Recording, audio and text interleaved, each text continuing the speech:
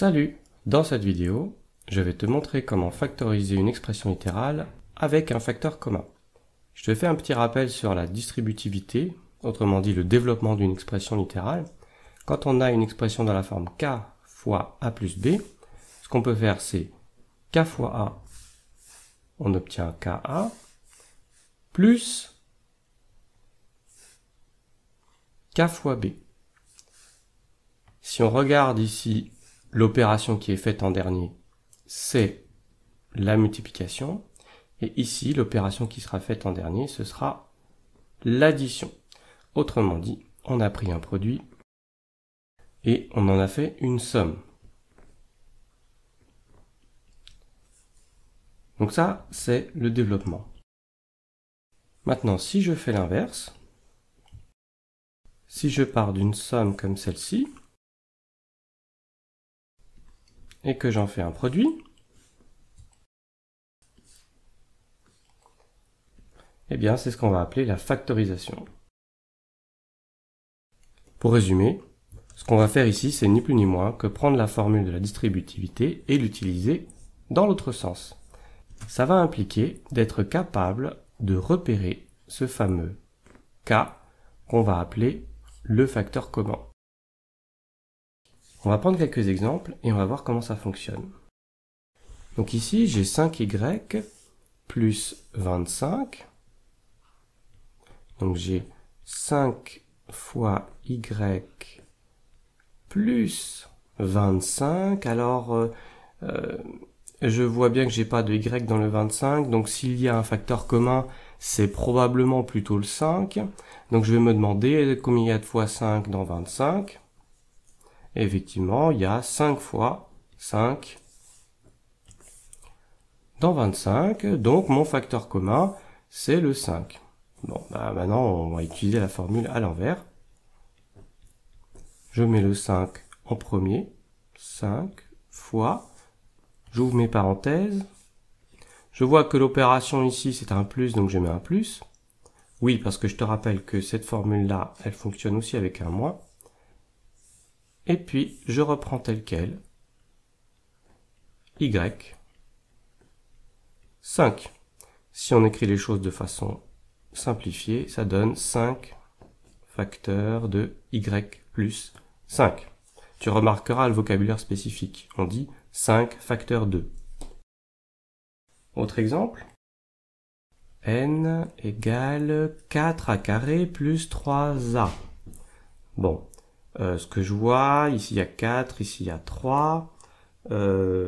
Ces deux nombres-là sont premiers entre eux, donc on ne peut pas faire grand-chose avec ça. Par contre, ce qu'on constate, c'est qu'on a du a carré d'un côté et du a de l'autre, donc s'il y a un facteur commun, ce sera probablement un facteur en a.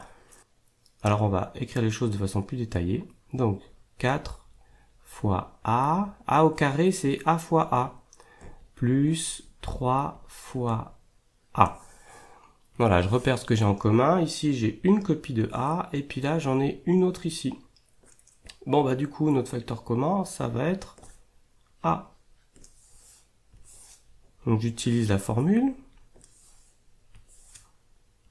A fois, j'ouvre les parenthèses, je reprends l'opération, c'est plus, et puis je recopie tel quel. 4A plus 3.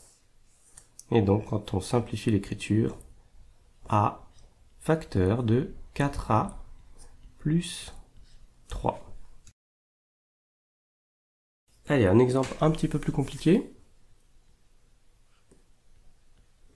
15z au carré moins 40z. Bon, je vois ici qu'il y a du z. Je vois qu'il y a du z là. 15 et 40 sont tous les deux dans la table du 5. Donc on peut se dire que 5z sera sûrement notre facteur commun. Alors je dis notre facteur commun, ça sous-entend qu'il n'y en a qu'un seul. En fait, en réalité, il peut y en avoir plusieurs des facteurs communs. Mais dans la pratique, on choisira celui qui est en quelque sorte le plus large possible. Alors je vais essayer de sortir 5z de chacun des deux termes de la soustraction. Bon bah 15, c'est 5 fois 3. Donc j'écris 3 fois 5. Z au carré, c'est Z fois Z. Voilà. Moins 40, c'est 8 fois 5. 8 fois 5 fois Z. Donc on va essayer d'avoir confirmation de notre intuition. Donc je vois que 5Z, il apparaît ici.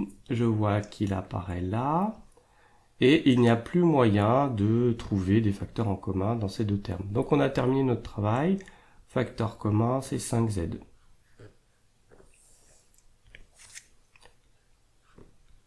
Donc je le mets en facteur. Je le mets en facteur. J'ouvre les parenthèses. Je reprends mon opération. Et je réécris ce qui reste. 3 fois Z. Autrement dit 3Z. Moins 8. Ce qui va donner, quand on écrit les choses plus simplement, 5Z de 3Z moins 8. Dernier exemple. Là, les choses sont vraiment plus compliquées parce qu'on a des moins un peu partout. Comment est-ce qu'on va traiter ce problème? Donc déjà, ce qu'on peut faire, c'est réécrire la formule avec un plus. Ici, on va voir que ça simplifie un peu les choses. Moins 21t plus moins 18t carré. Alors, je vois que j'ai du t là, je vois que j'ai du t là. 21 et 18 sont dans la même table, la table du 3. Donc, on pourrait penser que 3t serait notre facteur commun. Eh bien, on va essayer de voir ça.